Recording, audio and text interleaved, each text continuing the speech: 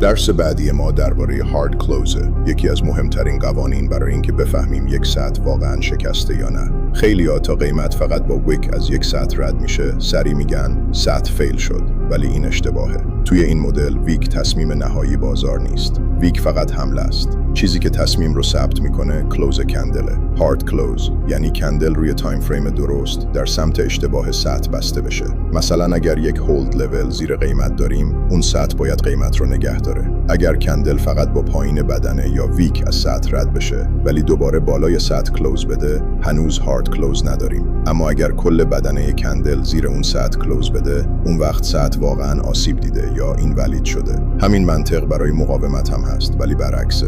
اگر سطح بالای قیمت قرار داره، تا وقتی کندل زیر سطح کلوز میده، سطح هنوز میتونه معتبر باشه. ولی اگر کل بدنه کندل بالای سطح کلوز بده، اون میتونه هارد کلوز حساب بشه. نکته مهم اینه که هارد کلوز باید روی تایم فریم درست اتفاق بیفته. اگر سطح دیلی داری، با یک کندل 1 دقیقه‌ای نمیتونی بگی دیلی لول نابود شد. باید همون تایم فریمی که سطح رو ساخته، شکست رو تایید کنه. پس قانون ساده اینه: ویک یعنی حمله، کلوز یعنی تصمیم، هارد کلوز یعنی تصمیم نهایی بازار علیه اون ساختار. تا وقتی هارد کلوز معتبر نداری، سطح رو فقط به خاطر ترس یا حرکت لحظه‌ای حذف نکن. کلمه لول اوریجینز رو کامنت کن تا ویدیوی بعدی رو بفرستم. برای دیدن ویدیوهای بعدی، پیج ما رو دنبال کن، چون هر روز یکی از کانسپت‌های کاتن کندی تی ای رو توضیح میدیم.